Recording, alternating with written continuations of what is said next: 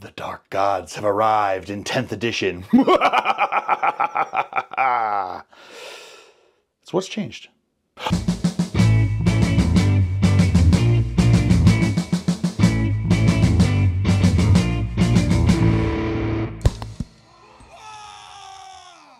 Welcome, ladies and gentlemen, to another Glacial Geek video. I'm Phil, the Glacial Geek, and today I want to talk about the new 10th edition Codex for the Chaos Space Marines.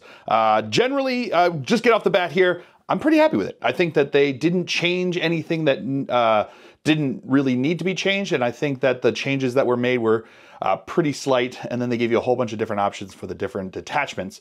Unlike when I first looked at the Dark Angels Codex or the Custodians Codex, I feel like this one feels far more in line like with the Orcs than it does, and the Necrons than it does with the Dark Angels and the Custodians or the Mech. So it feels to me like they did a good job of giving more flavor, giving the ability to use them in different ways, while kind of trying to keep a lot of the mechanics that had caused trouble with the Chaos Space Marines over the years here, or not over the years, but over the time that we've had them there since the Index, in check. And we'll see what happens with the balancing. I don't think that these are going to be game breaking. I don't think that these are going to be meta breaking. I don't think that you're going to have a whole lot of problem with the Chaos Space Marines just messing everything up and just becoming the new big baddie, even though in lore they are, but I don't think you're going to have that problem. And I think that's a good thing. I think that this is a very solid codex. It feels like it falls in line with like that they've been doing. It doesn't feel like it got codex creep. It also doesn't feel like they got too much of a hit like some of the other ones. So with that said, I kind of want to go over talking about, essentially I think the best way for this is kind of discuss the way I've approached. I've got a list. So I've got my first list here. I haven't tested it yet. I'm going to be testing it actually as I'm recording this tomorrow. So today, as you're hearing this, I'm going to give it a try and see what happens, because there have been some changes. So essentially I mean, not a surprise to anyone, dark packs are still a thing. That's going to be the base army rule, just like they had with everything else. And it hasn't really changed. So it's still the same mechanics that you have with it, where you can get either sustained hits or lethal hits based upon what you have, and then you take a leadership test and you take some wounds. That hasn't changed. So that's been the base. That's the base, army-wide rule. Then you have your detachment rules, and the detachment rules for the Index were the where you basically vowed to the different dark gods. You got better things when you do the dark packs, depending upon what you're doing.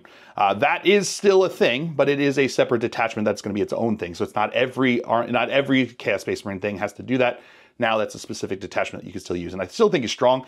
It's still basically what you have going with the Index there, but still very strong. Still has a lot of stuff to go work, because I feel like the Index was still strong and still had a lot of stuff you could do with it.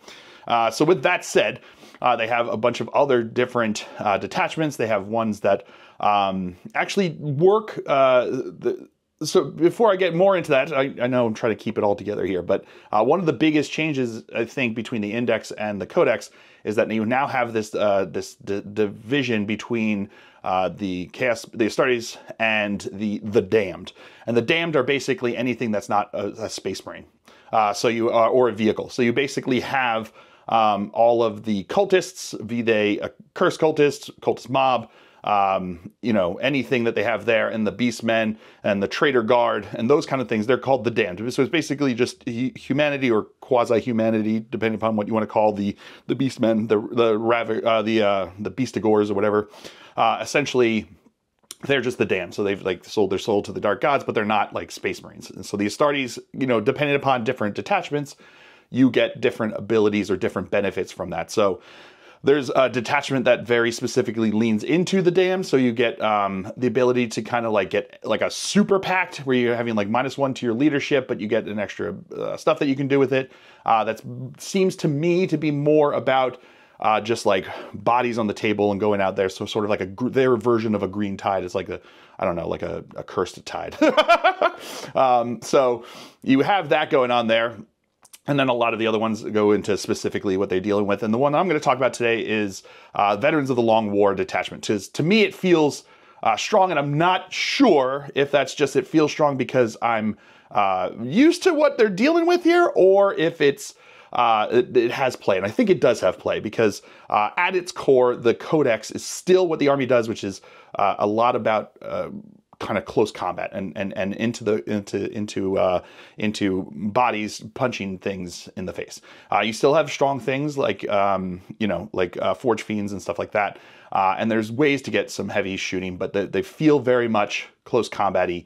They feel very much punch you in the face-y, and the Veterans of the Long War feels like it's got some tools to help with that. So the detachment rule for the Veterans of the Long War is essentially you get to choose a unit that is your you choose a unit on the opponent's side each command phase, and they become like your target, and you get reroll hits against them. So it's basically what Space Marines have as their army rule, you get as a detachment rule. So you still have the ability to get sustained hits or lethal hits, and you can reroll hits, which feels like it pairs really well. Feels like they synergize very well. So I like that a lot. I like that kind of synergy that you've got going on there. And some of the other rules and abilities that they have in there only really affect, and that only affects Astartes. So you don't have the Dam. The Dams aren't going to be benefiting from this detachment. You can still use them, and as I will have a list that I will talk to you about that uses them, and you would use them for what they do versus what they benefit from the detachment for. Essentially what you've got the reroll hits against that one unit. They have a bunch of different stratagems. The one in particular that I'm very excited about is the ability to give fights first to a unit in the fight phase. It's 2 CP, so it's basically like interrupting, except you don't need to have been attacked first. So you can, even if it's just one combat going on there that your opponent charged in for, you can spend the 2 CP to basically pre-interrupt and allow you to go first, which is super strong, in my opinion, especially for an army that is very much focusing on close combat and focus and has a lot of abilities that like breed into that. I feel like it's pretty strong to have the ability to go first, get your hits in before you're whittled down. It feels very much like the Creations of Bile back in the day in the last edition that I very much liked. And I very much liked how the fighting on death thing that they had. I like this because it just gives me the ability to run up the board and be aggressive, because even if I get charged into, I have the ability to fight even though I've died, which is great. Or not even that I've died, I'm sorry. I get to fight before my opponent gets to kill me, which is beautiful. You also have stratagem in there that allows you to change your focus of hatred, which is like their chosen target. So if you kill something and you kill something fast, you can then spend the CP to change your target so that you get the rerolls onto the new unit, which gives you a little bit more versatility than a lot of the Space Marine abilities, Space Marine things. Though, when you have to, like, it's one target that you're basically focusing down. So to get into my list, because I feel like getting into the list, talk about it, because a lot of the units had things that got like tweaked and got changed. Cursed Cultists, for instance, feel very different than what they were originally with the Index. They no longer come back. They're no longer just like this endless like a billion of these just like bodies onto the table there. They don't come back at all. But what they do have is, if you're targeted, they can move up and they can keep moving towards you. Sort of like the World Eaters kind of thing. So it's just like this shambling horde that's just like coming at you, which feels pretty I don't know, flavorful for what they are. But it also feels like it's an ability that's going to be a lot easier to handle without like overpricing this like small unit out of existence, which is kind of what you were left with when they had the ability to just keep coming back. You also have things like the spawn no longer regenerate wounds, but they get the ability to reduce your opponent's what is it called, where you hold an objective, OC. So you reduce your opponent's OC on that if they're on the same objective as their opponents or within certain distance of them. So it feels pretty good. It feels like they're no longer going to be like that thing. They're still kind of fitting the role that they had previously, which was they're fast and they can jump onto an objective and steal it. Now, instead of stealing it and just kind of sticking around because they keep regenerating their wounds, now they're going to hold it because they're reducing the OC, which is pretty good. I feel like it's pretty powerful. And I think it's going to have its uses. So anyway, let me get into my list, what I'm talking about here. So the first thing I want to go with is Abaddon. Not a lot has changed with him. He still feels very strong. He still feels like he's got a lot of versatility with what he can do. The changes now is that he can't be attached to legionaries anymore. Now it's only chosen and terminators, which makes sense. He's not going to go into battle with kind of like, your standard line troops. He's going to go into battle with the elite of his force there, which is kind of the Chosen and the Terminators. Terminators still have the ability, if they do a Dark Pact, to reroll hits, which in this detachment doesn't feel quite as synergistic, because you're going to want Abaddon to go after, like the target you're going to choose is going to be the one that you want to be focusing down, and that's what Abaddon is going to want to go into. So if you're re-rolling your hits against them, you can instead choose his like War Master ability of giving a 4-up invul save now. So now you have a unit that has 4-up invul save, but still being able to re-roll because that's the unit you're focusing down. Because Abaddon shouldn't be taking on chaff; he should be taking on your main topic of discussion, which is what you're going to give as your focus of hatred. So I have him with a 10-man Chosen squad to give the ability to advance and charge, because the faster you can get Abaddon into combat, I feel like the better, because that's where he really shines. He's got the the talent of force to shoot, but he really shines once he gets in combat, and he just starts beating things up. And once he's like involved, it becomes a problem. And even if at that point your opponent's gonna have to focus him down, and you're now free to kind of like do other things to score your points in a tactical objective kind of situation. So so we've got him with the Chosen, and my only other HQ that I have is a Master of Possessions. His change is he lost the ability to give the sticks up Feel No Pain, but he still gives the +1 to advance and the +1 to charge. I have him with a 10-man Possess squad.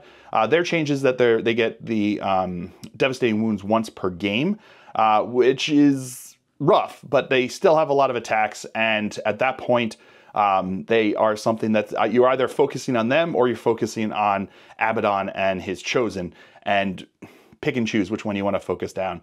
I don't think Abaddon's going to go down quite as fast, so if they're focusing on Abaddon because he's going to be trouble once he gets in, then all of a sudden now my Possessed are going to get into battle and they're going to be able to put down some hurt. So you can use the Devastating Wounds into armor, you can just Devastating Wounds into something else. But the ability to reroll hits and get it all in there without that is pretty good. I think it's pretty synergistic with the detachment. On top of that, I also have a Land Raider, which is something new. And my thought is it's got a capacity of 12, which allows me to put my 10 Chosen with Abaddon inside of it. And my idea is to have it kind of like right on the line in the front there. So turn 1, it protects them against shooting, but they're very close to the front there. And I can make a choice then. If I go first, I want to protect them. They're still not going to be able to get their advance and charge there. Keep them in there, move it up there. You've still got this big heavy metal box that's going to be in the middle there. Got the last cannon shots, whatever, that's fine. But the idea is that he is now going to be protected inside there, moving up the moving up the board without being shot at, which is great. Or if I go second and my opponent has moved up and I want to get an advance and charge out, now suddenly that 10-man squad of Chosen with Abaddon can now get out 3 inches, move their 6, advance, and then charge. So suddenly now you just give like that extra little oomph of the 3-inch, getting out of your Land Raider there. That's now going to allow you to get like an extra reach there, extra movement, and hopefully get into combat a lot easier there. So to me, that feels pretty synergistic with what you want that unit to be doing. And also having las cannons that can reroll hits because of your focus of hatred is not a bad idea. I do have a squad I've got 2 squads of the Chaos, the Cultist mobs. They don't get any benefit really from the detachment because they're the damned, and a lot of the specific stratagems in there are not allowing you to use it on the damned. But what they still have is they still have their sticky objectives. So their job is to kind of like follow behind, holding objectives, getting objectives, and just kind of like sticking objectives and getting out there and being a menace. Because they're cheap, they can do what they're got to do, not have to worry. They're just there to hold objectives, sticky objectives, and get in the way. So 2 squads of those feels pretty strong in their ability to do that. I've got the squad of Chaos Spawn, so it still comes with the 2 Chaos Spawn. Essentially, they are going to be a little bit more mobile, running onto objectives, grabbing objectives. They're like that last little oomph to get the OC on there and reduce my opponent's OC so that I can steal objectives from them, hold objectives that I wouldn't normally be able to hold. They feel like they've got some play in there, and they're not super expensive, so they feel like they're strong for that. I've got a squad of Obliterators. They got changed now where there are only 2 allowed in a squad, so you can't have 4 anymore, so it's only the 2. They still have the same abilities, deep strike, all their weapons and shooting. They still can shoot out of line of sight 1 turn, so they still feel like they've got ability to do stuff. just not as oppressive as they were at 4 with only 2. But they've got the ability to do stuff and give me things that I need in a list to take actions or do certain things on the battlefield, and the versatility to get where I need to because of their deep strike. And only being 2 is pretty helpful because now smaller footprints, harder to screen out with that. So they're in there. I've got a squad of Havocs with the Reaper chain cannons. I just wanted the ability to handle chaff and hordes because a lot of my stuff I want it into the meat of my opponent, and if I could just clear the hordes from in front of them with the shooting phase with the Reaper chain cannon, that feels pretty strong, the ability to have that. They haven't changed at all. They still got the ability to ignore modifiers to their shooting, or modifiers so that it allows them to kind of like shoot and do what they need to without fear of kind of being bothered with all of that. I also have 2 squads of Raptors because of their ability to deep strike and jump into corners, jump onto objectives, jump into places. They're action monkeys to do my bidding that I need as my list kind of gets points from the tactical. Because I'm going to go tactical with this. I know I went with my Dark Angels. I'm still focusing with them on a set objectives, but this one is going to go tactical because it feels to me like they've got versatility, they got movement, and they just want to be kind of in the mix. And if you're just in the mix, then having the tactical feels stronger because you get the easier potential for points to get there. And that's basically my list. Oh no, I've also got a Forge Fiend. Forget about the Forge Fiend. He's basically stayed the same, still has the same stuff, and he's just strong. It's hard not to take him in these lists because he does some pretty incredible things. I'm still waiting to be able to blow them up on my own with the Dark Pact and overheating his guns all in the first turn. I'm still waiting for it because that would be just so much fun to just blow him up on my own. But he still feels strong, and he feels like the kind of thing that you want in there for, shooting at stuff. So that's my list. I feel like it's got punch. It's got the 2 main combat threats that are going to be running in there that are hard to grind through.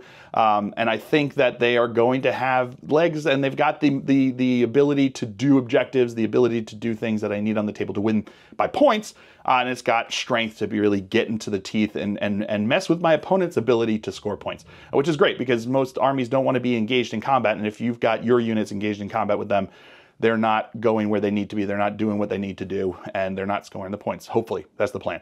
I've also got the ability with OC and different units to hold objectives, to get primary, to get keep my opponent from scoring primary, and to get secondaries and things like that. So it feels like it's got legs. I don't know how it's actually going to play.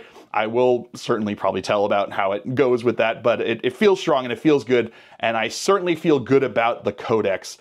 There's other builds that you can do. Vashtor is pretty good now. I think he's got the ability now with his attachment that's kind of focused on demon engines and stuff. It seems pretty good.